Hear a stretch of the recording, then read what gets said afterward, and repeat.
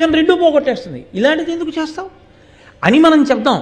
బ్రాహ్మణ భక్తితో యాగం చేయడం మానేస్తాడు.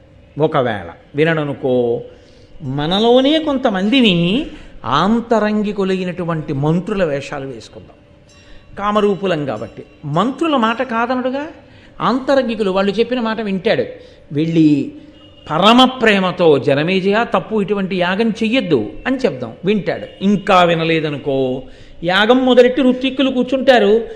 భక్ష్యము, భోజ్యము, లేహ్యము, చోష్యము, తినేవి, తాగేవి, నాకేవి, చప్పరించేవి ఇవన్నీ ఉంటాయిగా, వాటన్నింటి మీద పాకేద్దాం మనం అందరం పాకేస్తే విషతుల్యం అయిపోతుంది. దాన్ని హవిస్సుగా ఇవ్వరుగా.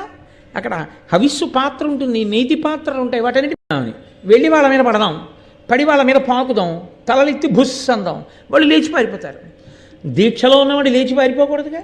దీక్షలో ఉన్నవాడు పీటల నుంచి లేచిపోయి పరిగెత్తిన తర్వాత ఇంకా దీక్షాభంగం అయిపోయిందిగా, ఇంకెక్కడ యాగం పోయిందిగా. ఏమిటనయా బెంగెట్టుకుంటాం, వదిలిపెట్టాయి, దాని గురించి ఏం భయం లేదు.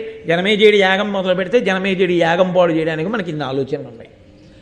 అంటే అందులో ఉన్న కొంతమంది పెద్దలు అన్నారు, రే మీరు చాలా తేలిగ్గా చెప్తున్నారా, ఒకసారి బ్రాహ్మణుడు మంత్రోచ్చాటనం చేసి అగ్నిలోకి మనం పడిపోవాలి అని ఆయన సంకల్పం చేసిన వెంటనే అపకారం చెయ్యడానికి వెళ్ళిన మనం ఎక్కడున్నామో వెతుక్కుంటూ వస్తాయి అగ్నికీలలు తినడానికి.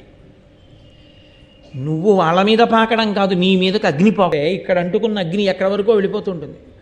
అరణ్యంలో అగ్ని అంటుకుంటే అరణ్యాన్నంతటినీ కాలుస్తుంది, వ్యాపిస్తుంది. కాబట్టి అసలు మనం ఆ ప్రాంగణంలోకి వెళ్ళగానే వాళ్ళు మంత్రోచ్చాటనం చేస్తే మనం ఎక్కడ దాక్కున్నామో వెతుక్కుని మరీ వచ్చి పట్టుకుని లాక్కుపోయి కాల్చేస్తుంది. కాబట్టి నువ్వు నేను దాని మీద పాకడం ఏమిటి, బ్రాహ్మణుల మీద పడడం ఏమిటైనా మతుందా నువ్వు చేసే ఆలోచనకి? ఏమి బాగులేదు నీ చెప్పినటువంటి మాట అంటే. ఆయన వాసుకి తెల్లబోయి వింటున్నాడు. ఎలా మరి దీనికి పరిష్కారం ఎలా కుదురుతుంది, వీళ్ళు ఎలా రక్షింపబడ